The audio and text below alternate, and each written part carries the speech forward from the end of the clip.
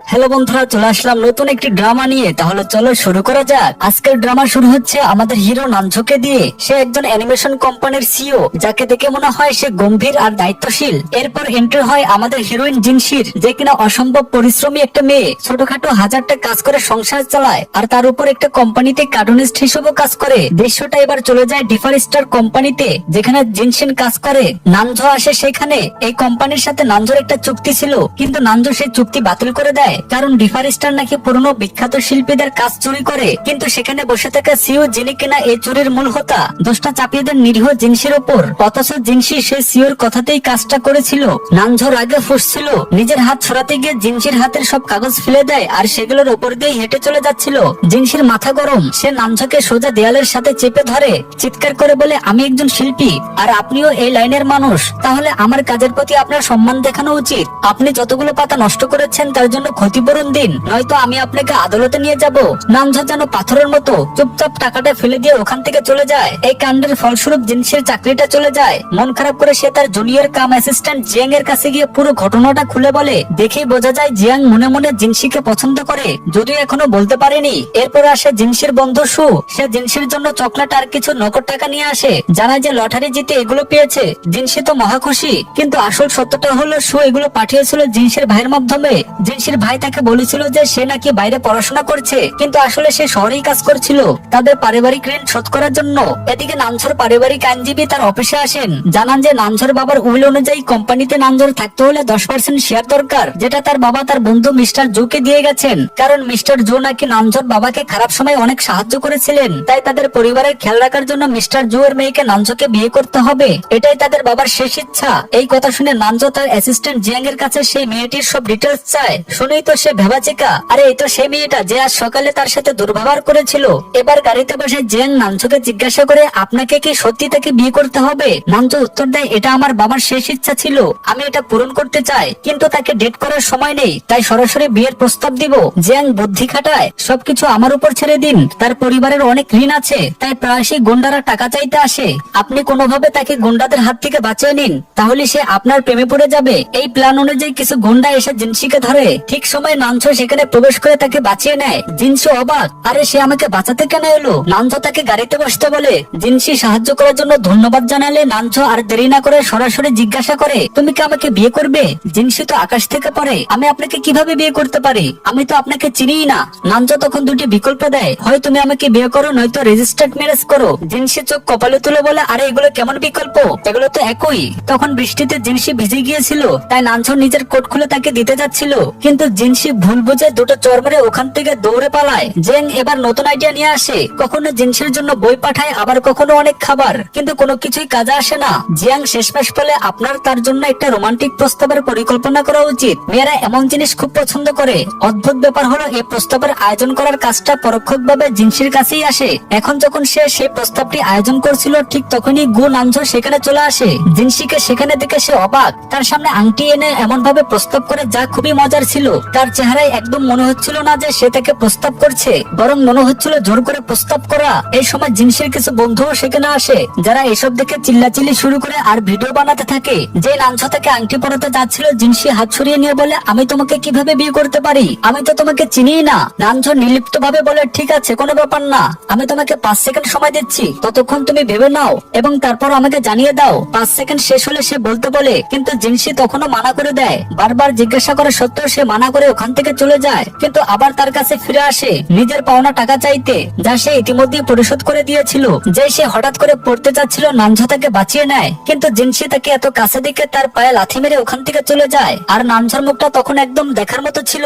Jiang এর সব idea যখন ব্যর্থ, পরের দিন নানঝো অফিসে গিয়ে তার উপর রেগে যায়। জিয়াং নতুন আইডিয়া নিয়ে হাজির, আমার কাছে আরো একটি আইডিয়া আছে, আপনি তাকে একটি হ্যান্ডব্যাগ দিন, কারণ মেয়েরা হ্যান্ডব্যাগ খুবই পছন্দ করে। নানঝো জিনশির কলেজে অনেক হ্যান্ডব্যাগ পাঠিয়ে দেয়, যা দেখে সে রেগে আগুন। সোজা নানঝোর অফিসে গিয়ে পৌঁছায়। রিসেপশনিস্টকে গু নানঝো সম্পর্কে জিজ্ঞাসা করলে সে জানায় অ্যাপয়েন্টমেন্ট ছাড়া তার সাথে দেখা করতে পারবেন না। কিন্তু জিনসি রিসেপশনিস্টকে ফাঁকি দিয়ে নানঝোর কাছে পৌঁছে যায়। সেখানে সে তাকে তার সব উপহার ফিরিয়ে নিতে বলে। নানঝো জানায় আমি এখন খুবই গুরুত্বপূর্ণ কাজ করছি, তাই তুমি পরে এসো। জিনসি বলে যতক্ষণ না আপনি উপহারগুলো ফিরিয়ে নেবেন আমি এখান থেকে কোথাও যাব না। নানঝো তখন জিজ্ঞাসা করে যদি আমি উপহারগুলো ফিরিয়ে নেই তাহলে কি তুমি আমাকে বিয়ে করবে? জিনসি পাল্টা জিজ্ঞাসা করে আমি কেন তোমাকে বিয়ে করব?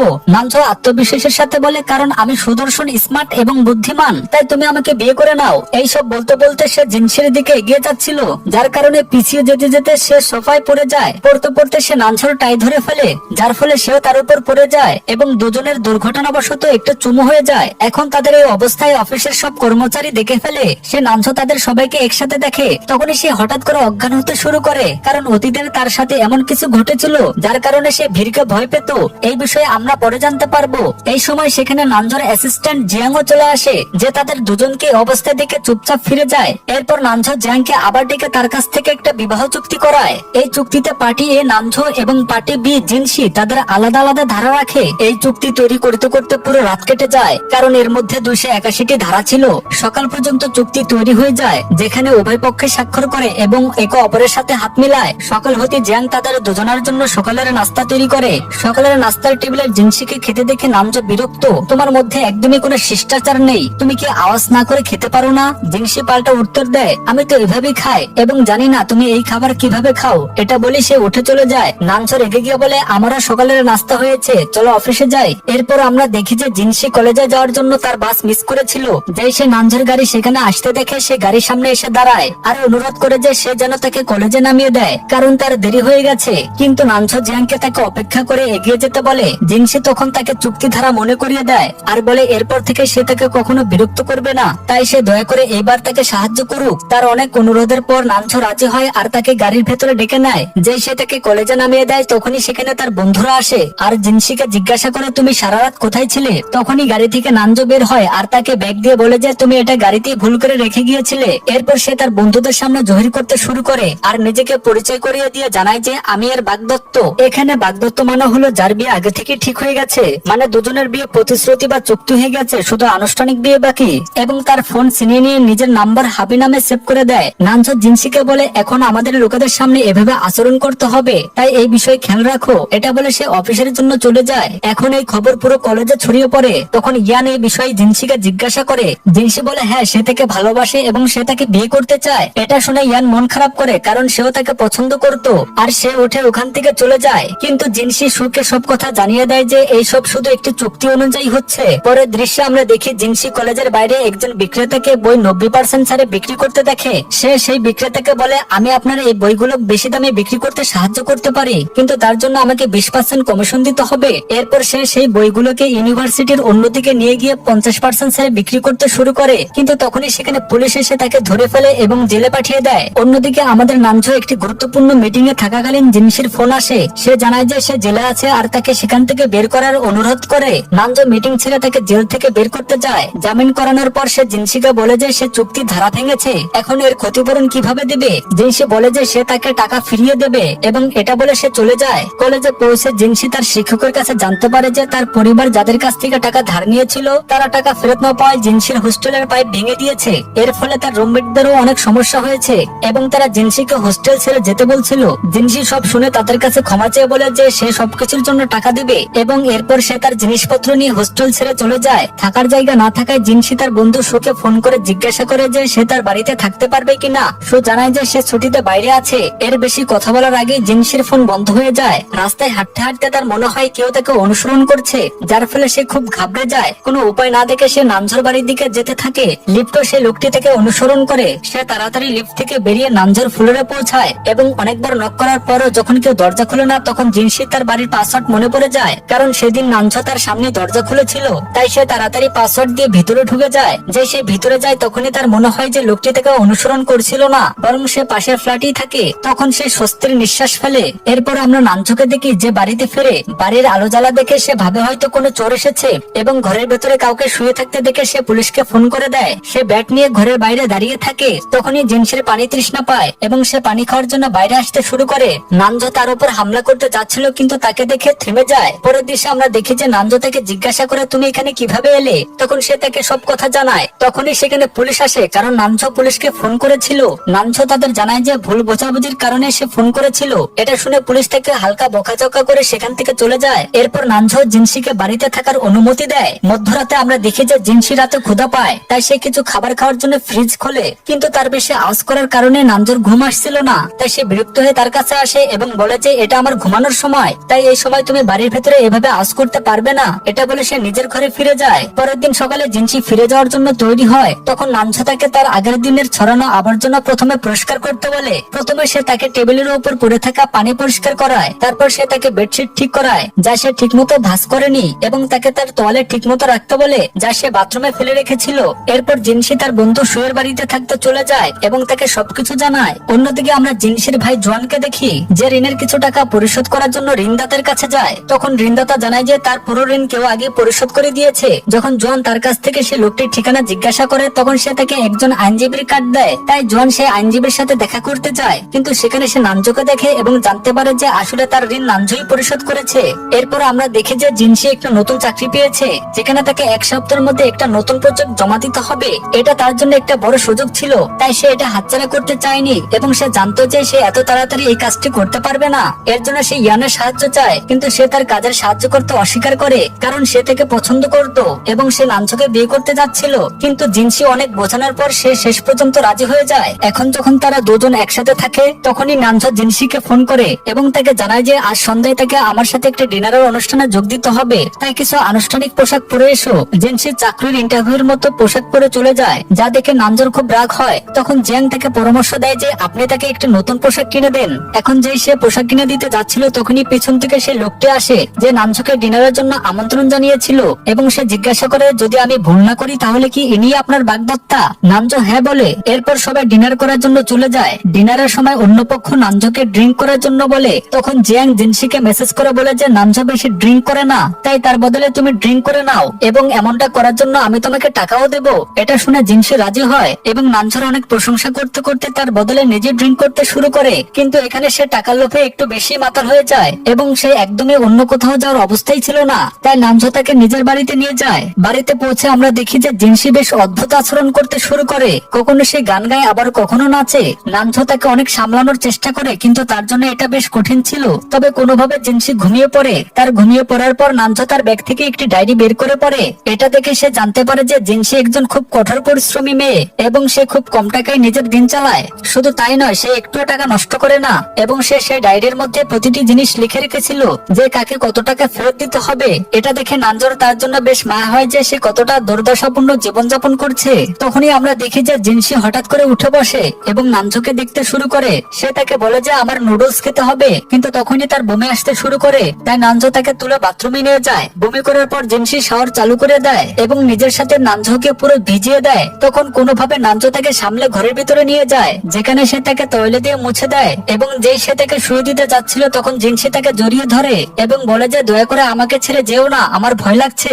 নানঝো তাকে শান্ত করে এবং জড়িয়ে ধরে বলে যে আমি এখানেই আছি। এরপর সেও তার সাথে শুয়ে পড়ে। পরের দিন আমরা দেখি যে জিনসির ভাই জোয়ান নানঝোর সাথে দেখা করতে আসে, কারণ সে জানতে চেয়েছিল যে কেন সে তার ঋণ পরিশোধ করেছে। বাড়ির বাইরে পৌঁছে সে দরজায় নক করে, কিন্তু কেউ দরজা খুলে না, এবং সে দরজা খোলা পায়। তাই সে ভিতরে যায়। সেখানে সে দেখে যে নানঝো এবং তার বোন একটি বিছানায় শুয়েছিল, যা দেখে তার খুব রাগ হয় এবং সে নানঝোকে একটি ঘুষি মারে। কিন্তু তখনই জিনসি উঠে যায় এবং তাকে থামিয়ে দেয়। পরের দৃশ্যে আমরা তাদের তিনজনকে একসাথে কথা বলতে দেখি, যেখানে জিনসি জানায় যে আমি নানঝোর সাথে ড্রিঙ্ক করেছিলাম এবং বেশি ড্রিঙ্ক করার কারণে আমি তার বাড়িতেই চলে এসেছিলাম। তখন জোয়ান বলে যে যদি সে তোমার নেশার সুযোগ নিত তাহলে কি হতো?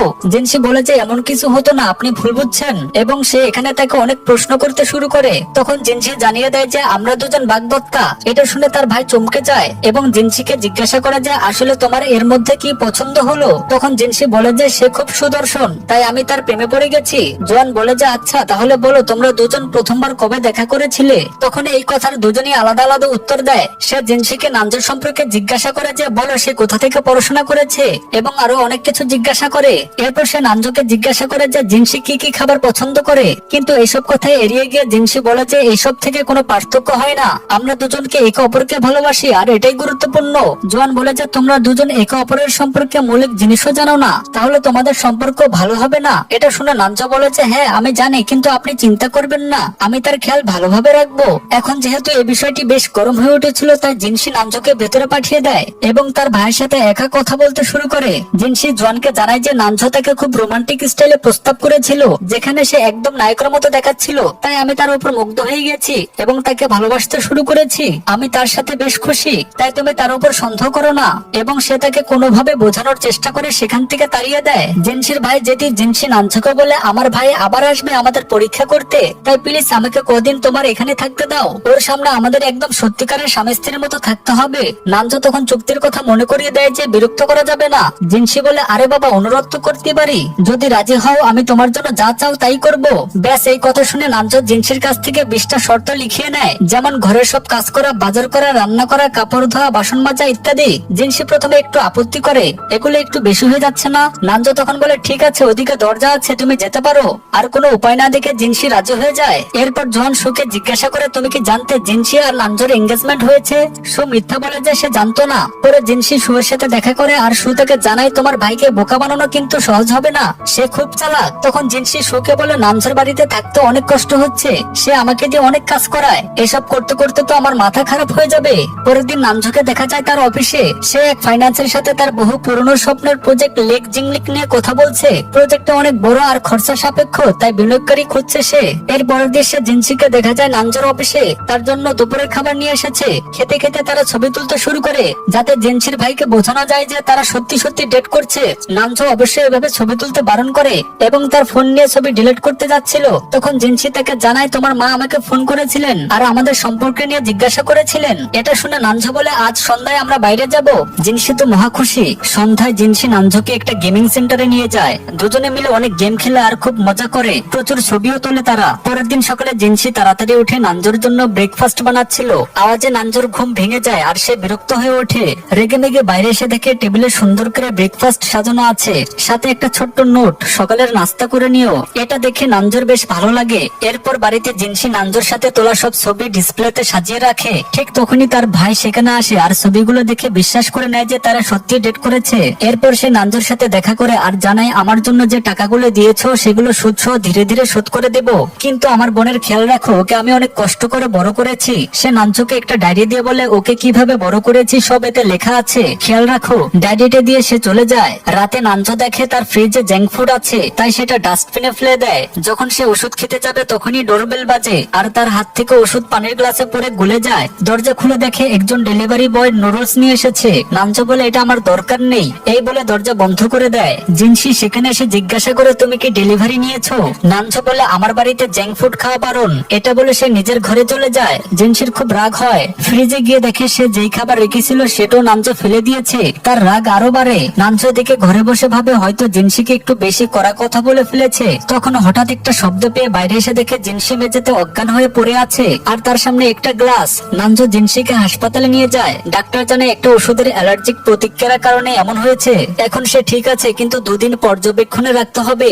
এটা শুনে নানজোর মনে পড়ে তার ওষুধ পানির গ্লাসে পড়ে গলে গিয়েছিল, সেটা জিনসি খেয়ে ফেলেছিল। তাহলে তারই কারণে জিনসির এই অবস্থা হয়েছে। আর এটা ভেবে নানজোর খুব খারাপ লাগে। পরের দিন সকালে জিনসি জ্ঞান ফিরে সে নানজোকে জিজ্ঞাসা করে, আমি কিভাবে হাসপাতালে এলাম? নানজো তাকে জানায় সে অজ্ঞান হয়ে গিয়েছিল।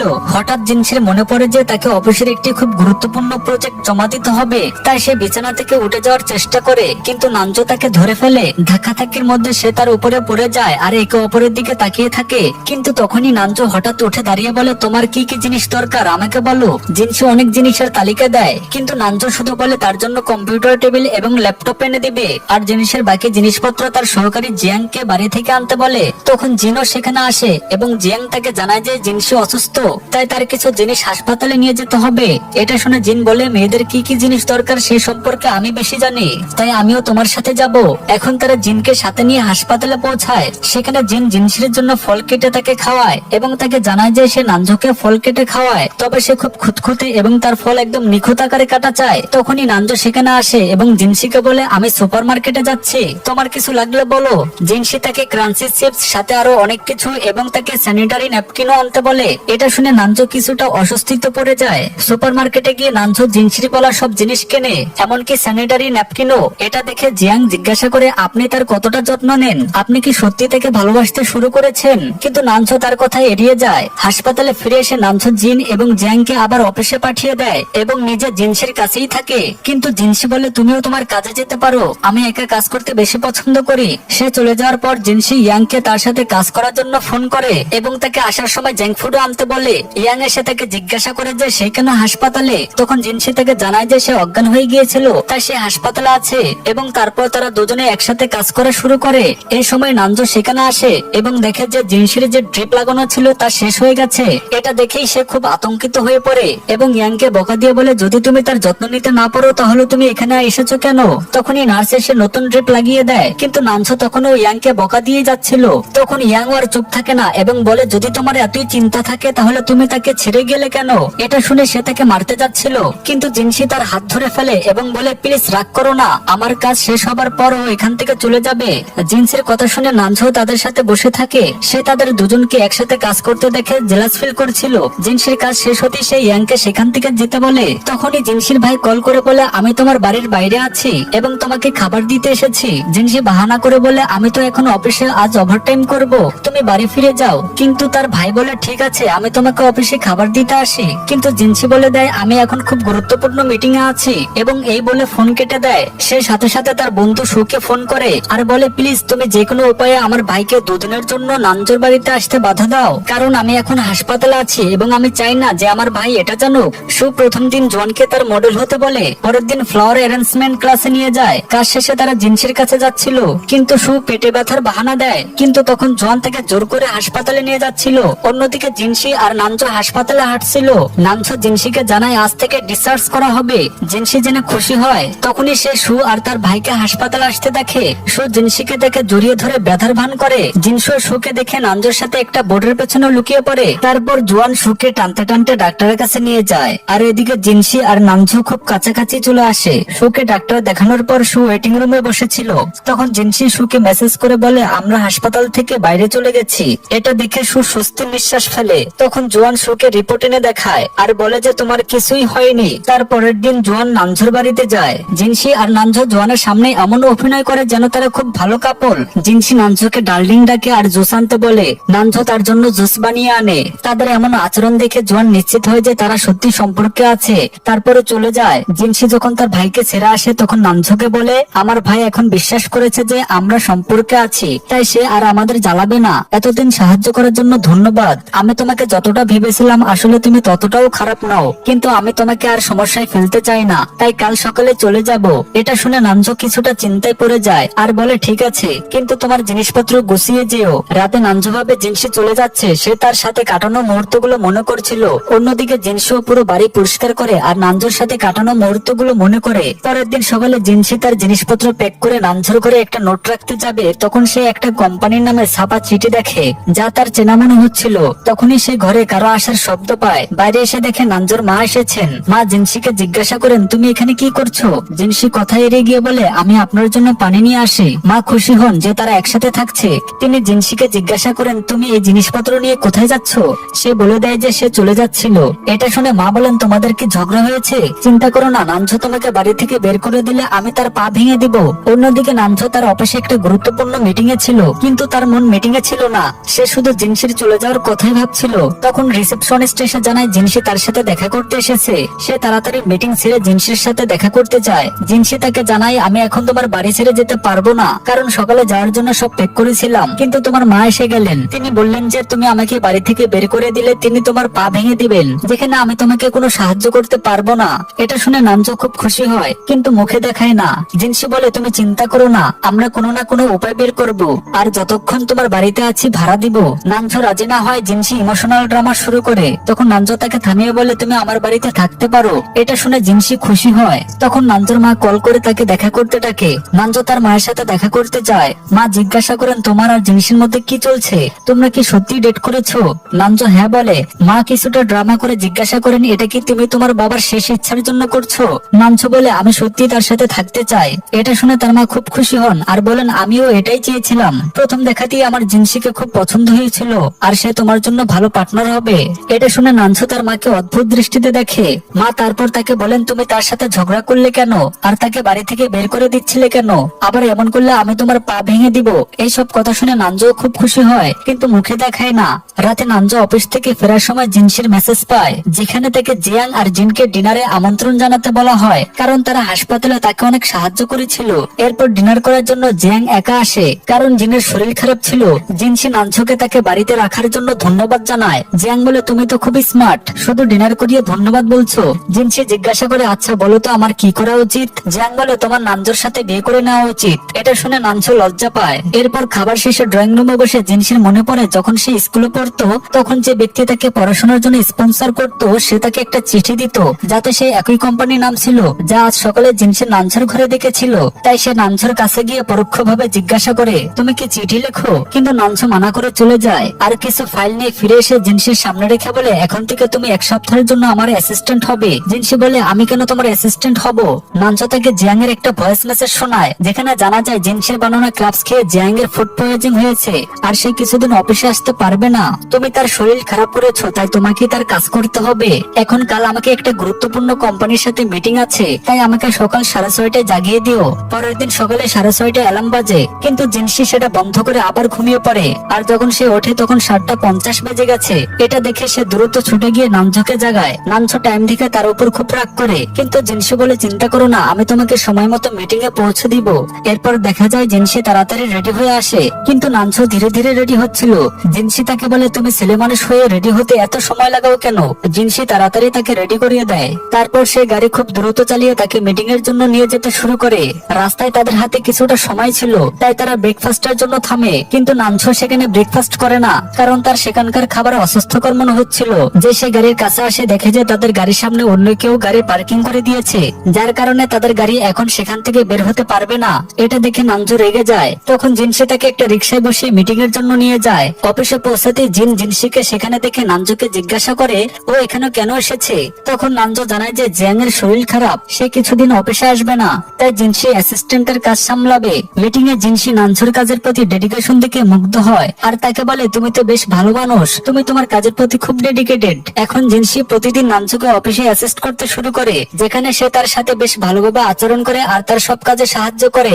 রাতে নানজো জিনসির ল্যাপটপ খোলা দেখে তার কমিক্স পড়তে শুরু করে। এটা দেখে সে ভাবে যে ওর গল্প তো বেশ আলাদা আর এই কাজটা কারোর কাছ থেকে কপিও করা হয়নি। তখন সে প্রথম দিনের কথা মনে করে, যেখানে নানজো তাকে কপি করার জন্য কথা শুনিয়েছিল।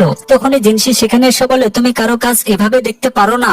নানজো ল্যাপটপ বন্ধ করে জিনসিকে তার প্রথম দিনের আচরণের জন্য সরি বলে। জিনসিও তাকে বলে, যখন তোমার সাথে প্রথমবার দেখা হয়েছিল তখন তো আমি তোমাকে একেবারেই পছন্দ করিনি, কিন্তু এখন আমার মনে হয় যে তুমি বেশ ভালো মানুষ। জিনসি তার প্রশংসা করতে করতে তার কাছে আসতে শুরু করে। এটা দেখে নানজো মনে মনে ভাবতে থাকে, ও আমার এত কাছে কেন আসছে? আজকে ও আমাকে প্রপোজ করবে নাকি? নানজো জিনসিকে জিজ্ঞাসা করে তার কি হয়েছে। জিনসি জানায় তার খিদে পেয়েছে এবং নুডলস খেতে ইচ্ছে করছে।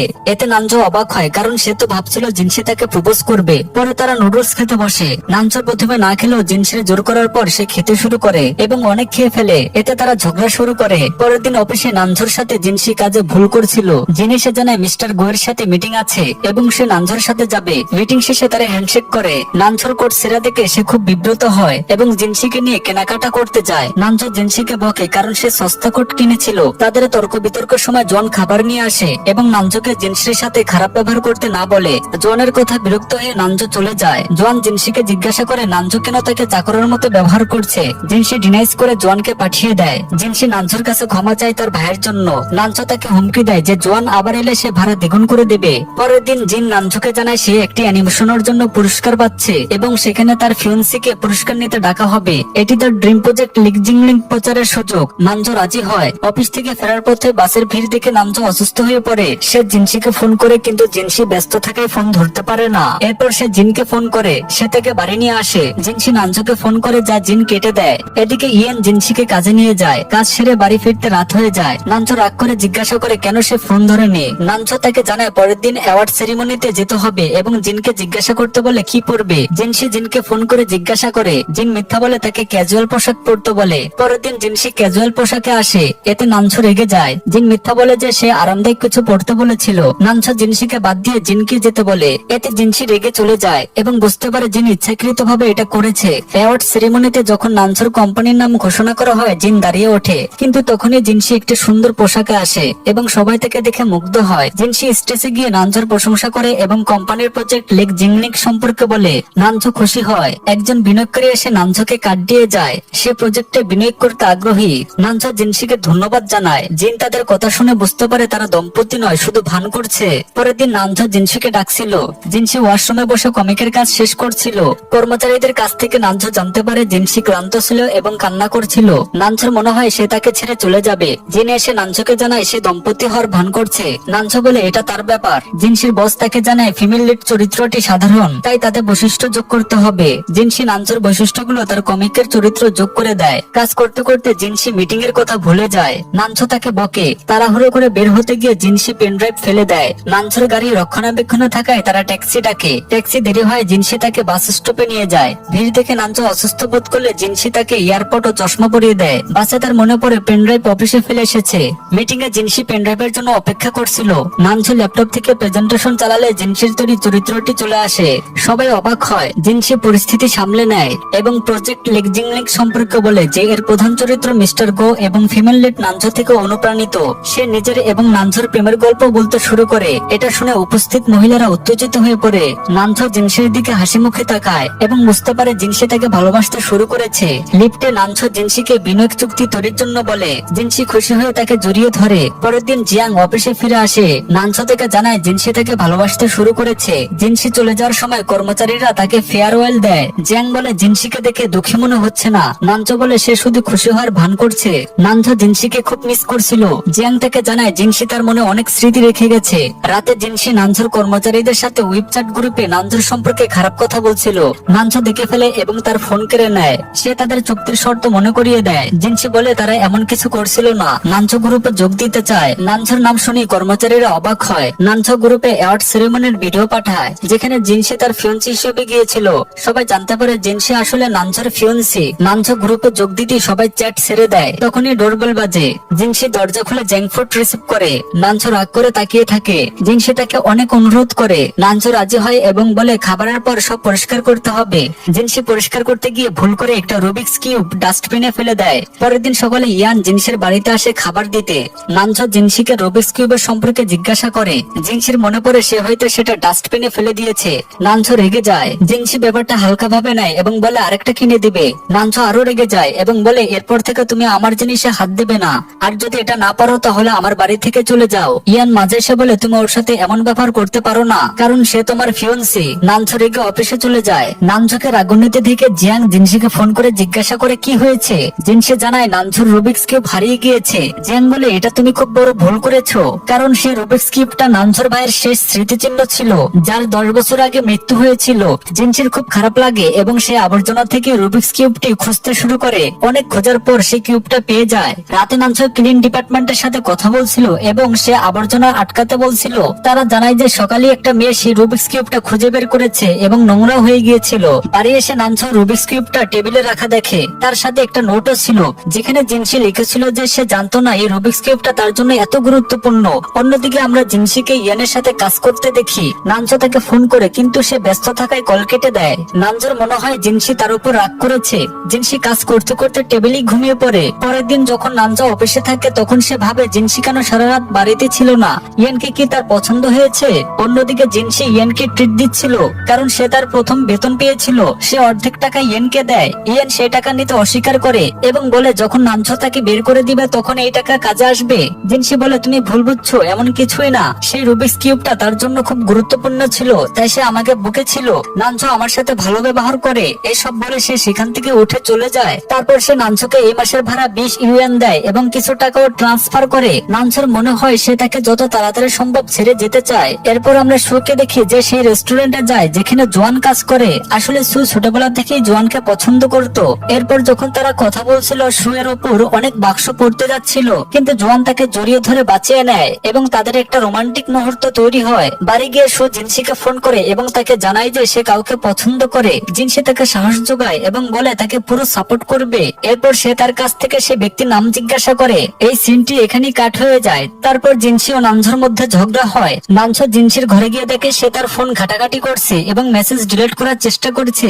এ নিয়ে তর্কাতর্কির এক পর্যায়ে তারা দুজনেই বিছানায় পড়ে যায় এবং একে অপরের দিকে তাকিয়ে থাকে। এরপর নানঝো জিনসিকে মেসেজ করে জানায় সে যদি তাকে ভালোবাসে তাহলে সে তাদের চুক্তি বাতিল করে সম্পর্ককে আরো গভীর করবে। কিন্তু এটা আসলে নানঝোর কল্পনা ছিল। সে বাস্তবে জিনসির কাছাকাছি যেতেই জিনসি তার ফোন ছিনিয়ে নিয়ে উঠে দাঁড়ায়। জিনসি দেখতে পায় তার ফোন থেকে কিছু মেসেজ ডিলিট করা হয়েছে। সে নানঝোকে জিজ্ঞাসা করে কেন সে মেসেজ ডিলিট করেছে।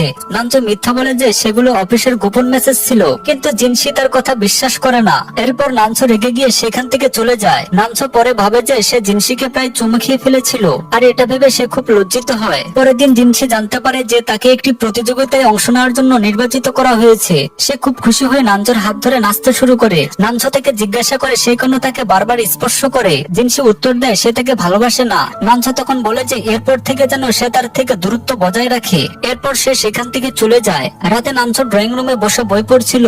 সে গন্ধ পেয়ে জিনসির ঘরে গিয়ে দেখে সে চুপচাপ নুডলস খাচ্ছে। নানজো রেগে গিয়ে বলে সে কতবার তাকে এই বাড়িতে জাঙ্ক ফুড খেতে বারণ করেছে। জিনসি বলে এটা তার ঘর এবং সে যা খুশি করতে পারে। নানজো বলে যে সে গন্ধ পাচ্ছে এবং জিনসি তার বাড়িতে শর্টসও পড়তে পারবে না। জিনসি খুব বিরক্ত হয়। পরের দিন জিনসি ইয়েনের সাথে হেঁটে যাচ্ছিল, তখন নানজো গাড়ি নিয়ে আসে এবং জিনসিকে বলে যে সে সুপার মার্কেটে যাচ্ছে এবং তার সাহায্য দরকার। জিনসি গাড়িতে উঠলে নানজো তাকে জিজ্ঞাসা করে ইয়েন সবসময় তার সাথে কেন থাকে। জিনসি বলে সে তার সহকারী, তাই সবসময় তার সাথে থাকে। নানজো বলে যে ইয়েন তার দিকে এমন ভাবে তাকাচ্ছিল যেন সে হিংসা করছে। নানজো আরো বলে যে ইয়েন কি তোমাকে পছন্দ করে, কিন্তু জিনসি বলে এমন কিছুই না, সে শুধু তার জুনিয়র। এরপর নানজো তাকে জিজ্ঞাসা করে ইয়েনের সাথে তার সম্পর্ক কিভাবে হলো। জিনসি বারবার তাকে পার্টি এ বলে ডাকে। এটা শুনে নানজো খুব রেগে যায়। রাতে যখন জিনসি তার জন্য খাবার তৈরি করে তখন নানজো তার দিকে খুব ভালোবাসার চোখে তাকাচ্ছিল। জিনসি যখন তাকে ডিনারের জন্য ডাকে নানজো জিজ্ঞাসা করে জিনসির কি সত্যি তার জন্য কোনো অনুভূতি নেই। জিনসি বলে তাদের মধ্যে পেশাদার সম্পর্ক ছাড়া আর কোনো সম্পর্ক নেই। তখন নানজো তার কাছে গিয়ে চেয়ারে বসিয়ে জিজ্ঞাসা করে এখনো কি তোমার কিছু মনে হয় না? তুমি কি কখনো ভেবেছো যে আমরা দুজনেই একা এবং একই বাড়িতে থাকি, তাহলে আমাদের মধ্যে কি কি হতে পারে? এটা শুনে জিনসি প্রথমে কিছুটা লজ্জা পেয়ে তাকে দূরে সরিয়ে দেয় এবং চেয়ার থেকে উঠে বলে না, এমন কিছু হবে না। তোমার কি হয়েছে? তুমি কেন বারবার আমাকে এসব কথা বলছো? তুমি কি আমাকে পছন্দ করো? নানজো বলে না, আমি তোমাকে পছন্দ করি না। সে তাকে রাগানোর জন্য আরো অনেক কথা বলতে থাকে, যেমন তোমার মতো মেয়েকে কে ভালোবাসবে, তোমার মধ্যে কোনো শৃঙ্খলা নেই, তুমি সবসময় কাজ নষ্ট করে দাও, তুমি আমাকে ঘুমাতেও দাও না, এবং আরো অনেক কিছু। এটা শুনে জিনসি সত্যি রেগে যায় এবং তাকে বলে এই খাবার খেও না, কারণ এটা আমি তৈরি করেছি।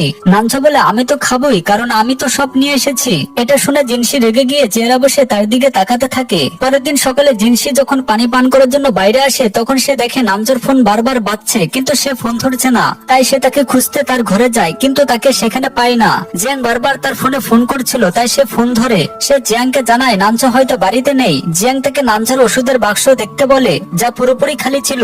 এটা শুনে জিয়াং বলে যে সে সব ওষুধ খেয়ে ফেলেছে, তাই তার কিছু হয়ে যেতে পারে। তাই জিনসি যেন তাড়াতাড়ি তাকে খুঁজে বের করে। জিনসি তাকে পুরো বাড়িতে খুঁজতে থাকে এবং কোথাও না পেয়ে সে সরাসরি বাথরুমে যায়। সেখানে গিয়ে সে দেখে নানজো বাথটাবে গোসল করছে। তাকে দেখে জিনসি পেছন ফিরে দাঁড়ায়। সে বলে আমি কতক্ষণ ধরে তোমাকে ডাকছি এবং তুমি কোনো উত্তর দিচ্ছ না। জিনসি পরে জানতে পারে নানজোর মানসিক সমস্যা আছে এবং তার ভাইয়ের মৃত্যুর পর থেকে এটা শুরু হয়েছে। জিয়াং নানজোর বন্ধু জিনসিকে অনুরোধ করে নানজোকে যেন একজন সাইকিয়াট্রিস্টের কাছে নিয়ে যায়। জিনসি নানজোকে অফিসে পৌঁছে দেওয়ার নাম করে সাইকোলজিস্টের কাছে নিয়ে যায়। নানজো যেতে না চাইলে জিনসি নাটক করে লোক জড়ো করে, তাতে নানজো ঘাবড়ে গিয়ে ভেতরে যায়। থেরাপিতে নানজো তার ছোটবেলার ভয়ঙ্কর দিনের কথা মনে করে, যেদিন তার ভাই ভিড়ের চাপে মারা গিয়েছিল। এতে সে একদম ভেঙে পড়ে। জিনসি এসে তাকে সামলায় এবং সান্ত্বনা দেয়। পরের দিন নানজো এক মিটিং এ ছিল। স্পন্সর লেক সিংলিং প্রকল্পে কিছু পরিবর্তন করতে চাইলে সে রাজি হয় না। মিস্টার হি একজন বিনিয়োগকারী। মিস্টার লু এর কথায় সে প্রকল্পে বিনিয়োগ বাতিল করে দেন। জিনসি জানতে পারে মিস্টার লু নানজোর বাবার বন্ধু এবং তারা দুজনে মিলে কোম্পানিটা তৈরি করেছিলেন। মিস্টার লু নানজোকে স্বার্থপর বলেন এবং তার ভাইয়ের মৃত্যুর ঘটনার জন্য নানজোকে দায়ী করেন। জিনসি বুঝতে পারে যে আজ নানজোর ভাইয়ের মৃত্যুবার্ষিকী, তাই সে মন ভালো করার জন্য গ্রাফিক্স নিয়ে যায়। নানজোকে বারান্দায় একা বসে থাকতে দেখে জিনসি তার সাথে কথা বলে এবং তাকে গ্রাফিক্স খেতে দেয়। নানজো গ্রাফিক্স খুব পছন্দ করে। জিনসি তাকে খাইয়ে দেয় আর নানজো তাকে খাইয়ে দেয়। রাতে জিনসি দেখে তার বারান্দার দরজা তালাবদ্ধ। নানজো মিথ্যা বলে তার কাছে চাবি নেই। জিনসির ফোনে চার্জ শেষ আর নানজো ইচ্ছাকৃত ভাবে তার ফোন বন্ধ করে বলে তার ফোনেরও চার্জ শেষ। নানজো জিনসিকে সেখানে অপেক্ষা করতে বলে সকালে কেউ এসে দরজা খুলবে। তারা দুজনে সোফায় বসে আকাশের দিকে তাকিয়ে নক্ষত্রদের গল্প করে। জিনসি ঘুমিয়ে পড়লে নানজো নিজের জ্যাকেট খুলে তাকে পরিয়ে দেয়। সকালে জিনসি জ্যাকেটের পকেটে বারান্দার চাবি খুঁজে পায়। নানজো মিথ্যা বলার চেষ্টা করলেও জিনসি চাবিটা নিয়ে বারান্দার দিকে দৌড়ায়। পরের দিন সকালে নানজো টি শার্ট না পরে জিনসির কাছে আসে এবং তাকে নিজের দিকে টানে। জিনসি তাকে পানি পান করতে দেখে অবাক হয়। তারপর তাকে দ্রুত টি শার্ট পরতে বলে। জিনসিকে তার বস কোম্পানি থেকে বরখাস্ত করে, কারণ সে মিস্টার হি এর সাথে খারাপ ব্যবহার করেছিল। ইয়েনও চাকরি ছেড়ে দেয়। তারা দুজনেই একটি কমিক প্রতিযোগিতার দিকে মনোযোগ দেওয়ার সিদ্ধান্ত নেয়। নানজো জানতে পারে যে জিনসির সাথে যা হয়েছে তা মিস্টার লু এর কারণে। সে জিনসির প্রতিযোগিতায় ভোট জালিয়াতির কথা জানতে পারে এবং আয়োজককে ফোন করে সুষ্ঠু ভোট করানোর ব্যবস্থা করে। জিনসি জানতে পেরে খুশি হয় এবং নানঝোকে ধন্যবাদ জানাতে যায়। জোয়ানকে ম্যানেজার পদে উন্নতি করা হয়, কিন্তু এক মেয়ের সাথে ঝগড়া করার কারণে তার চাকরি চলে যায়। নানঝোর মা জানতে পারেন যে নানঝো অনেক সম্পত্তি বিক্রি করে দিয়েছে। জিন তার মাকে জানায় যে জিনসি আর নানঝো শুধু সম্পর্কে অভিনয় করছে। মা তাদের বাড়িতে আসে এবং জিনসিকে জিজ্ঞাসা করে সে নানঝোর সাথে খুশি কিনা। জিনসি খুশি হওয়ার ভান করে। মা রাতে সেখানে থাকার সিদ্ধান্ত নেয়। জিনসি আর নানঝোকে একই রুমে ঘুমাতে হয়। নানঝো মেঝেতে ঘুমায়, কিন্তু তার ঘুম আসে না। নানঝো জিনসির ঘুমানো দেখে ভাবে সে কত কিউট। জিনসি তাকে লাথি মেরে বিছানা থেকে ফেলে দেয়। পরে জিনসি মেঝেতে ঘুমায়। নানঝো তাকে বিছানায় আসতে বলে আর জিনসিও চলে আসে। পরের দিন সকালে মা তাদের জন্য কাঁচা ডিমের স্যুপ তৈরি করে। নানঝো মিটিং এর অজুহাত দিয়ে চলে যায়। জিনসি তার কাজ শেষ করার পর মায়ের সাথে শপিং এ যায়। মা আসলে পরীক্ষা করতে চায় যে তারা সত্যি সম্পর্কে আছে কিনা। রাতে মা নানঝোকে রোমান্টিক ড্রামা দেখতে বলে এবং তাকে শেখাতে চায় কিভাবে মেয়েদের প্রপোজ করতে হয়। টিভি দেখার পর নানঝো রুমে এসে দেখে জিনসি বিছানায় কাজ করতে করতে ঘুমিয়ে পড়েছে। জিনসি ঘুমিয়ে ঘুমিয়ে তাকে লাথি মেরে বিছানা থেকে ফেলে দেয়। নানঝো বিছানার কোণে বসে বসে ঘুমিয়ে পড়ে। এরপর দেখা যায় জিনসির ক্রমিক প্রতিযোগিতায় সেরা 10-এ নির্বাচিত হয়। সে ইয়ানের সাথে উদযাপন করতে যায়। নানঝো ভিডিও কল করে জিনসিকে উদযাপনের জন্য জিজ্ঞাসা করে, কিন্তু ইয়ানকে দেখে বিরক্ত হয়। জিনসি বলে সে বন্ধুদের সাথে উদযাপন করবে, আর নানঝো ভাবে সে তাকে উদযাপনে আসার জন্য জিজ্ঞাসা করেনি। পরের দিন নানঝো জিনসিকে দিয়ে অনেক কাজ করায়, এমনকি হাত পা মালিশও করায়। জিনসি খুব বিরক্ত হয়। তখন ইয়েনের ফোন আসে। সে একটা রেস্টুরেন্টে দেখা করতে ডাকে। জিনসি রাজি হয়ে যায়। এটা দেখে নানঝো খুব হিংসা করে আর অসুস্থতার ভান করতে থাকে, জ্বর, মাথা ব্যথা। কিন্তু জিনসি যখন পরীক্ষা করে দেখে তার জ্বর নেই, তখন নানঝো পেটে ব্যথা বা হাতে ব্যথার ভান করে, কিন্তু কোনো লাভ হয় না। আবার ইয়েনের ফোন আসে। নানঝো তখন নিচেতে পড়ে গিয়ে অজ্ঞান হওয়ার ভান করে। জিনসি ভয় পেয়ে ছুটে আসে। তার মনে পড়ে একবার অফিসে নানঝো তাকে চুমু খাওয়ার পর অজ্ঞান হয়ে গিয়েছিল, আর জিয়াং তার পিঠ ঘষে দিলে সে ঠিক হয়ে যায়। এবারও সে তাই করে। জিনসিকে নিজের জন্য চিন্তিত দেখে নানঝো খুশি হয় আর হেসে তাকে জড়িয়ে ধরে। এরপর জিনসি নানঝোকে ঘুম পাড়িয়ে দেয় আর তার পাশে বসে তাকে দেখতে থাকে। সে মনে মনে বলে, ঘুমিয়ে থাকলে তোমাকে কত কিউট লাগে। এরপর জিনসি নিজের ঘরে গিয়ে সুকে ফোন করে। সে নিজের এক বন্ধুর নাম করে বলতে থাকে যে তার বন্ধু কাউকে ভালোবাসে, কিন্তু কাজের জন্য সম্পর্ক রাখতে পারছে না। সুও বলে যে তার এক বন্ধুরও একই অবস্থা। তারা একে অপরের বন্ধুর নাম ব্যবহার করে নিজেদের গল্প বলতে থাকে। কিছুক্ষণ পর দুজনে বুঝতে পারে যে তারা আসলে নিজেদের কথাই বলছে। সু জিনসিকে জিজ্ঞাসা করে, তুমি কি সত্যি নানঝোকে পছন্দ করতে শুরু করেছো? জিনসি বলে, জানি না, কিন্তু যখনই সে আমার সামনে আসে আমার বুক ধরপড় করে। এরপর জিনসি জিজ্ঞাসা করে, আচ্ছা তোমার কথা বলো, তোমার কাকে ভালো লেগেছে? সু কিছু বলার আগেই তার বাসার কলিং বেল বাজে। দরজা খুলে দেখে সেখানে জোয়ান দাঁড়িয়ে। জিনসি সুকে জানায় যে সে জোয়ানকে দিয়ে তার জন্য কিছু ফল পাঠিয়েছে। এরপর সে ফোন রেখে জোয়ানকে ভেতরে ডাকে। সেখানে পানি নেওয়ার অজুহাতে জোয়ান সু এর হাত ধরে ফেলে। এতে দুজনেই খুব লজ্জা পায়। আমরা দেখি জোয়ান তার কাজের জন্য অনুতপ্ত ছিল, কারণ সে যে কোনো উপায়ে সুকে বাইরে নিয়ে যেতে চেয়েছিল, কিন্তু সু এখন তাকে এড়িয়ে চলে আর বলে যে সে একটু ব্যস্ত।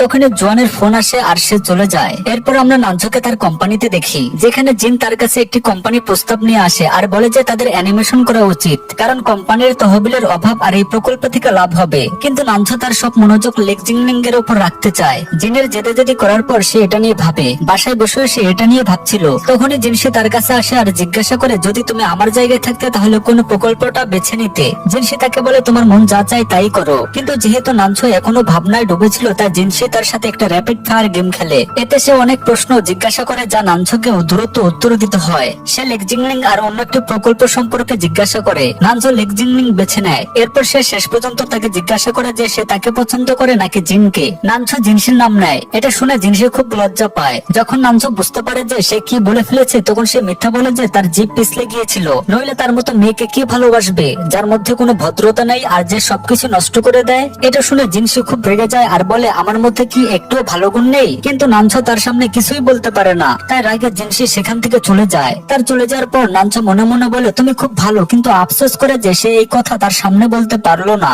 পরের দিন অফিসে গিয়ে নানঝো সবাইকে জানায় যে তারা লেক জিংলিং এর উপর কাজ করবে আর বলে যে যদি তারা কঠোর পরিশ্রম করে তাহলে তারা বিনিয়োগকারীও পাবে। তাই সে 6টি বড় কোম্পানির সাথে মিটিং করতে যায়, যার মধ্যে 2টি কোম্পানি তার প্রকল্পে বিনিয়োগ করতে রাজি হয়। এই খুশিতে সে পুরো স্টাফের সাথে উদযাপন করার জন্য ছোট একটি গ্যাদারিং রাখে, যেখানে সে জিনসিকে আসতে বলে।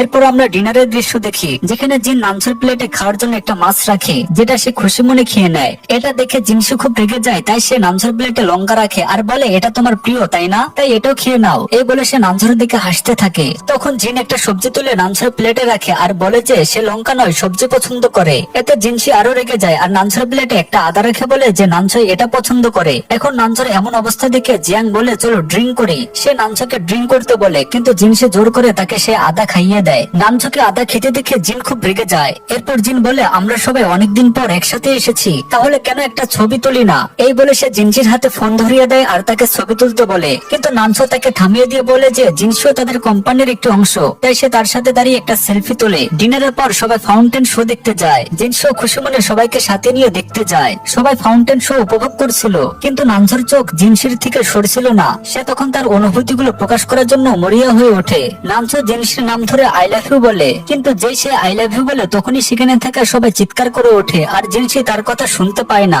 নানছো বারবার জিনসিকে আই লাভ ইউ বলতে চাইছিল, কিন্তু প্রতিবারই কিছু না কিছু বাধা আসছিল। জিনসি তো রেগেই চলে গিয়েছিল।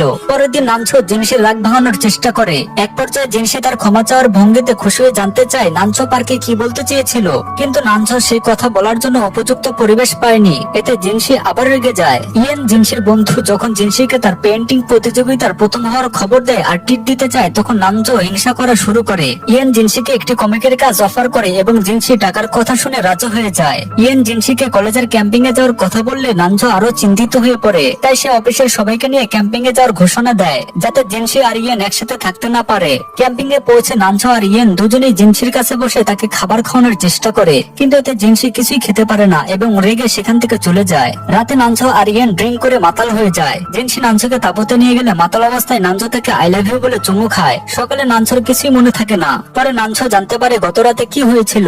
জিয়াং থেকে বোঝায় যে যেহেতু সে ভুল করে চুমু খেয়েছে তাই তাকে এর দায়িত্ব নিতে হবে এবং জিনসিকে বিয়ে করতে হবে। এদিকে জিনসি শুয়ের কাছে নানছোর আচরণ নিয়ে কথা বলে। লাভগুরুর টিপস থেকে সে নানছোকে ইমপ্রেস করার চেষ্টা করে, মেকআপ করে সুন্দর পোশাক পরে, কিন্তু নানছো তাকে খেয়ালই করে না। ডিনারের সময় জিনসি নানাভাবে নানছোকে আকর্ষণ করার চেষ্টা করলে নানছো তাকে জেন্টলম্যান ইমেজ বজায় রাখার কথা মনে করিয়ে দেয়। একদিন রাতে নানছো জিনসিকে প্রপোজ করার জন্য তার পছন্দের পেস্ট্রির ভেতরে আংটি লুকিয়ে রাখে। ঠিক তখনই জিনসি লাভগুরুর কথা শুনে ঘরের আলো নিভিয়ে নানজোর কাছে আসে। নানছো ভাবে ইয়েনের সাথে দেখা করে এসেছে কিনা। জিনসি তার পেস্ট্রি খাচ্ছে দেখে রেগে যায়। নানছো পেস্ট্রিটা খেতে গিয়ে আংটিটা গিলে ফেলে। জিনসি তখন সেই রাতের চুমুর কথা তুলে নানছোকে জিজ্ঞাসা করে কেন সে তাকে চুমু খেয়েছিল। আংটি গলায় আটকে থাকার কারণে নানজো কিছু বলতে পারে না এবং বমি করার চেষ্টা করে। জিনসি ভাবে নানজো থেকে চুমু খাওয়াটা খারাপ মনে করেছে, তাই সে রেগে চলে যায়। পরের দিন জিনসি শোকে সব জানায় এবং নানজোর সাথে সম্পর্ক শেষ করার সিদ্ধান্ত নেয়। শোয়ের ঘরের বাইরে থেকে জোয়ান তাদের কথা শুনে ফেলে। জোয়ান ঘরে ঢুকে জিনসিকে বকাবকি করলে জিনসি জানায় সে সত্যি নানজোকে ভালোবাসে, কিন্তু নানজো থেকে ভালোবাসে কিনা জিনসির কাছে তার কোনো উত্তর ছিল না। শো তখন জিনসিকে বোঝায় তার ভাই কত ভালো। অন্যদিকে জোয়ান রেগে নানজোর কাছে যায় এবং চুক্তি বাতিল করতে বলে। নানজো জানায় সে সত্যি জিনসিকে ভালোবাসে এবং তাকে আংটি দেখায়। জোয়ান তখন তাকে ওয়ার্ল্ডের প্রস্তুতি নিতে বলে। এরপর জোয়ান জিনসির সাথে দেখা করতে যায়। তাদের ভুল বোঝাবুঝি মিটে যায়। জিনসি জোয়ান আর শোকে ডিনারের জন্য তাদের বাড়িতে আসতে বলে। জোয়ান শোকে তাদের ছোটবেলার লেকের কাছে নিয়ে যায় এবং তাকে আই লাভ ইউ বলে চুমু খায়। এদিকে জিনসি বাড়িতে একা নানজোর সাথে ডিনার করে।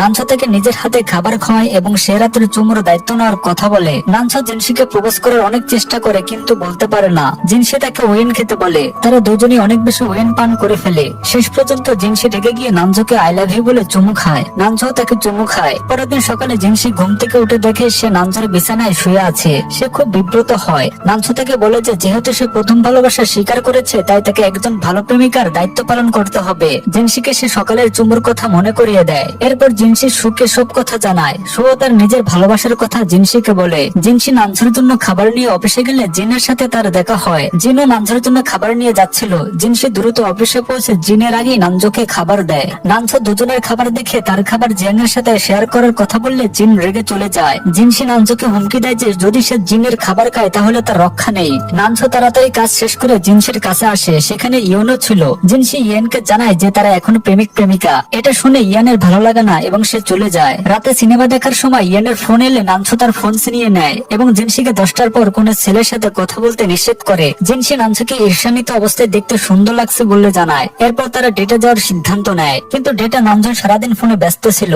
এতে জিনসি খুব রেগে যায়। রাতেও নানজো ফোনে ব্যস্ত ছিল, তাই সে রাগ করে শুয়ে পড়ে। নানজো তার কাছে এসে তাকে হাঁটতে যাওয়ার কথা বলে। জিনসি মানা করলে নানজো তাকে কোলে তুলে নেয়, তার পা গরম পানিতে রাখে এবং সরি বলে। সে জানায় পরের বার ডেটে গেলে আগে থেকেই সব কাজ শেষ করে রাখবে। এতে জিনসির রাগ শান্ত হয়ে যায়। জিনসি চাকরি না পাওয়ায় চিন্তিত ছিল। ইয়েন তাকে একটি প্রজেক্টে কাজ করার কথা মনে করিয়ে দেয়, যেখানে তার আইডল মিয়ামোটো কাজ করবে। জিনসি খুশি হয়ে রাজি হয়। তার বস তাদের কাজের খুব প্রশংসা করেন। জিনসি যখন জিনের গ্রুপ থেকে বের হয় তখন নানজো থেকে তুলে নিতে আসে। জিনসি ঘাবড়ে যায়, কারণ নানজো থেকে ইয়েন থেকে দূরে থাকতে বলেছিল। সে নানজোকে পার্কিং লটে অপেক্ষা করতে বলে। ইয়েন জিনসিকে বোঝানোর চেষ্টা করে যে নানঝো তাকে নিয়ন্ত্রণ করার চেষ্টা করছে, কিন্তু জিনসি তা মানতে চায় না। গাড়িতে গিয়ে জিনসি নানঝোকে তার চাকরির কথা জানায় এবং ইয়ানের সাথে কাজ করার জন্য অনুমতি চায়। নানঝো রাজি হয়। জিনসি খুশি হয়ে তাকে জড়িয়ে ধরতে যাচ্ছিল, কিন্তু সিট বেল্টের কারণে সে থেমে যায়। রাতে নানঝো জিনসির সাথে কথা বলতে চাইলেও জিনসি ইয়ানের সাথে কাজে ব্যস্ত ছিল। এতে নানঝো ঈর্ষান্বিত হয়। পরের দিন নানঝো জিয়াংকে নিজের এক বন্ধুর কথা বলে বুদ্ধি চায়। জিয়াং তাকে এমন কিছু করতে বলে যাতে মেয়েটি মুগ্ধ হয়ে যায়। জিনসি তার আইডল মিয়ামোটোর সাথে দেখা করে খুব খুশি হয় এবং তার সাথে ডিনার করার সুযোগ পায়। নানঝো জিনসিকে খুশি করার জন্য ভালো ডিনার অর্ডার করে অপেক্ষা করছিল, কিন্তু জিনসি মেসেজ করে জানায় সে বাইরে ডিনার করবে। নানঝোর খারাপ লাগে। ডিনার করার পর মিয়ামোটো জিনসিকে অটোগ্রাফ দেন এবং তার প্রকৃতি আঁকেন। ইয়ান জিনসিকে বাড়ি পৌঁছে দিতে আসে। বাড়িতে নানঝো জিনসির অপেক্ষায় তাকে জানালা দিয়ে দেখতে পায়। সে নিচে ইয়ান এবং জিনসিকে খুশি মনে একসাথে আসতে দেখে। ইয়ান জিনসির চুলে কিছু লেগে থাকতে দেখে সরাতে শুরু করলে নানঝোর রাগ নিয়ন্ত্রণে বাইরে চলে যায়। জিনসি বাড়িতে এসে নানঝোকে তার আইডলের সাথে দেখা করার কথা জানায় এবং তাকে অটোগ্রাফটা দেখায়। নানঝো ইয়ানের সাথে আসার কারণ জানতে চাইলে জিনসি জানায় মিয়ামোটো তাকে পৌঁছে দিতে বলেছিলেন। নানঝো মুখ ফুলিয়ে বসে থাকলে জিনসি তাকে জেলাস হচ্ছে কিনা জিজ্ঞাসা করে এবং বলে যে তারা শুধু বন্ধু। নানঝো বলে তুমি তাকে বন্ধু মনে করো, কিন্তু সে তোমাকে অন্য কিছু মনে করে। জিনসি আর নানঝোর ঝগড়া হয় ইয়ানকে নিয়ে। নানঝোর হাতে জিনসির পোটেটটা ভেঙে যায়। রেগে জিনসি বাড়ি ছেড়ে শুয়ের কাছে যায়। নানঝো অনুতপ্ত হয়ে জিয়াং এর পরামর্শে ভাউচার পাঠালে জিনসি আরো রেগে যায়। মিয়ামোটো নতুন পোটেট আঁকেন। নানঝো জিনসির কাছে গিয়ে দেখে ইয়ান তাকে প্রপোজ করতে চায়। নানঝো ক্ষমা চাইলে জিনসি তাকে ক্ষমা করে দেয়। শু আর জোয়ান ডেটে গেলে জিনসি ফোন আসে। জোয়ান রেগে ফোন কেটে শুকে কিস করে। নানঝোর অসুস্থতার ভান করে জিনসিকে ডাক্তারের কাছে নিয়ে যায়। ডাক্তার বলে নানঝোর জীবনে জিনসি খুব গুরুত্বপূর্ণ।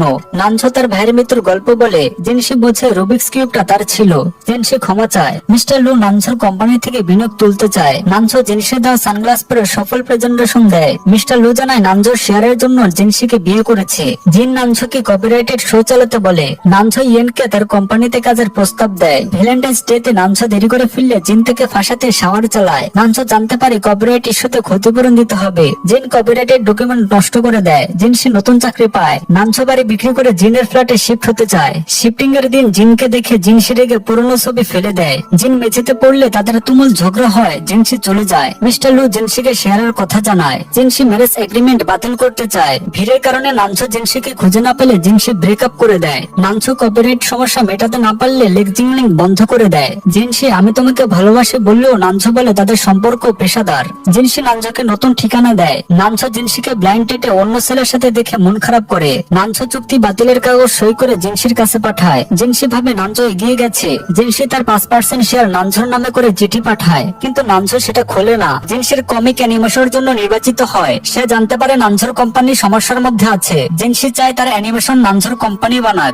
নানঝো জিনসির কমিকের প্রস্তাব পায়। ইয়ান জিনসিকে কোম্পানিতে ডাকতে বলে নানঝো রাজি হয়। মিটিং এ জিনসি আর নানঝো পেশাদারি ভাবে দেখা করে। মিটিং এর পর নানঝো এক্স কে মানানোর উপায় খোঁজে। জিয়াং তাকে পরামর্শ দেয়। তাদের মধ্যে মজার বিতর্ক হয়। নানঝোর মা ফোন করে তাদের সম্পর্কের খবর জানতে চান। ইয়ান নানঝোকে জিনসির সাথে চেষ্টা করার কথা বললে নানঝো বলে তাদের ব্রেকআপ হয়েছে। জিয়াং অফিসের সম্পর্কে নিষিদ্ধ নোটিশ লাগায়। নানঝো জিয়াং এর পরামর্শে জিনসিকে পছন্দের খাবার দিয়ে ডিনারে নিয়ে যায়। জিনসি জানায় সে নানঝোকে সাহায্য করতে চেয়েছিল। নানঝো বাড়ি ফিরে জিনসির চিঠি পড়ে, যেখানে শেয়ারের কথা লেখা ছিল। নানঝো বোঝে জিনসির ভুল বোঝাবুঝি হয়েছে।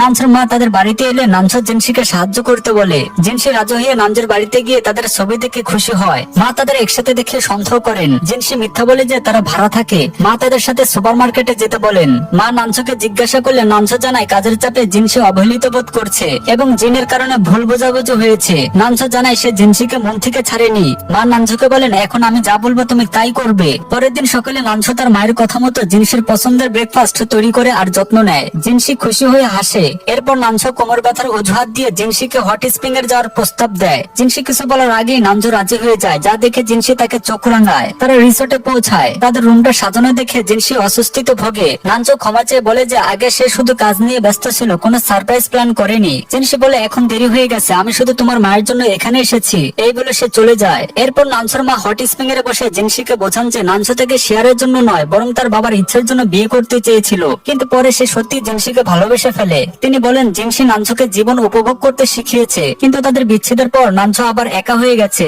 এইসব শুনে জিনসির মনে হয় নানঝোর সাথে সম্পর্কে শেষ করা ঠিক হয়নি। সে উঠে দাঁড়াতে গেলে মাথা ঘুরে অজ্ঞান হয়ে যায়। মা নানঝোকে বকা দেন। নানঝো জিনসিকে রুমে নিয়ে যায়। জ্ঞান ফিরলে নানঝো বলে আমি এখানেই বসে আছি, তোমার কিছু লাগলে আমাকে বলো। চেক আউটের সময় নানঝো জিনসিকে আবার বোঝায় যে সে তাকে বাবার ইচ্ছার জন্য বিয়ে করতে চেয়েছিল, কিন্তু পরে তাকে তাকে ভালোবেসে ফেলে। জিনসি কোনো উত্তর না দিয়ে চলে যায়। এরপর আমরা দেখি জিনসি কাজ করতে করতে নানঝোর বাড়িতেই ঘুমিয়ে পড়ে। নানঝো তাকে নিজের কোট পরিয়ে কপালে চুমু খায়। তখনই জিনসির চোখ খুলে। জিনসি কোট ফিরিয়ে দিয়ে বাড়িতে যেতে চাইলে নানঝো তাকে পৌঁছে দেওয়ার প্রস্তাব দেয়। জিনসি প্রথমে রাজি না হলেও নানঝো বোঝায় যে তারা এখন একই কোম্পানির সাথে কাজ করছে, তাই সে যেতেই পারে। পথে নানঝো জানায় সে বিচ্ছেদ চায়নি, কিন্তু কোম্পানির সমস্যার কারণে সে হেরে গিয়েছিল। জিনসি প্রশ্ন করে, তুমি এসব কথা এখন কেন বলছো?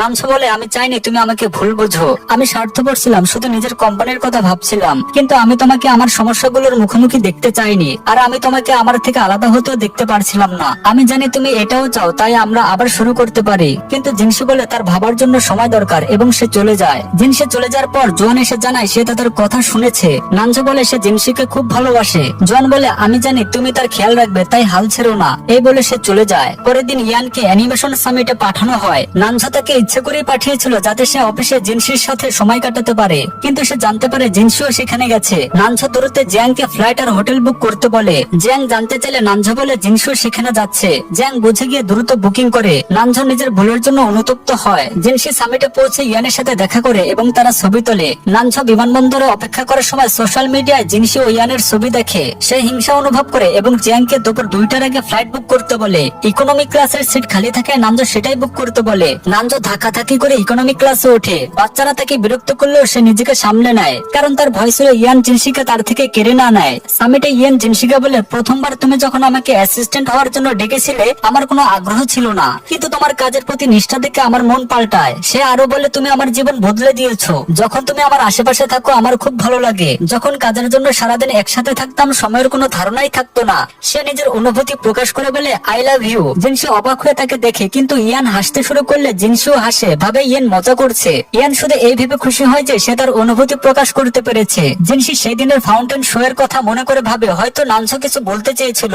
ইয়ান বলে, তুমি এখনো তাকে ভুলতে পারোনি তাই না? জিনসি মাথা নিচু করে। ইয়ান নানঝোকে তাদের দিকে আসতে দেখে জিনসিকে জড়িয়ে ধরে। জিনসি প্রশ্ন করলে ইয়ান তাকে চুপ থাকতে বলে। নানঝো তাদের দিকে দেখে মুখ ঝুলিয়ে ফেলে জিনসিকে ডাকে। জিনসি পেছনে ফিরতে ইয়ান তার হাত ধরে বলে, আরে বাহ, কি কাকতালীয় ঘটনা। মিস্টার নানঝো, আপনিও এখানে এসেছেন? আমরা তো সিনেমা দেখতে যাচ্ছি, তাই এখান থেকে বের হচ্ছি। এই বলে সে জিনসির হাত ধরে তাকে নিয়ে যেতে শুরু করে, কিন্তু জিনসি পেছনে ফিরে নানঝোকে খুঁজতে ছুটে যায়। ইয়ান হাসতে শুরু করে, কারণ সে হয়তো ইচ্ছে করে এটা করেছিল। জিনসি নানঝোকে খুঁজতে থাকে, কিন্তু কোথাও খুঁজে পায় না। ক্লান্ত হয়ে এক জায়গায় থামতে নানঝো অনেক বেলুন নিয়ে এসে তার নাম ধরে ডাকে। নানঝো বলে, আমি জানি আমার সাথে থাকাটা সহজ নয়, কিন্তু যখন তুমি আমার সাথে থাকো আমার অনেক পরিবর্তন অনুভব হয়। ভিড়ভাট্টা পূর্ণ জায়গায় তো আমার কম ভয় লাগে। নানঝো বলে, আমি তোমাকে ছাড়া একদিনও থাকতে পারি না। I love you. জিনসিও তার অনুভূতি প্রকাশ করে। দুজন একে অপরকে জড়িয়ে ধরে চুমু খায়, যা দেখে সবাই হাততালি দেয়। পরের দিন নানঝো ইয়ানকে অফিসে ডেকে বলে যে সে তার আর জিনসির পরিকল্পনার কথা জেনে গিয়েছিল।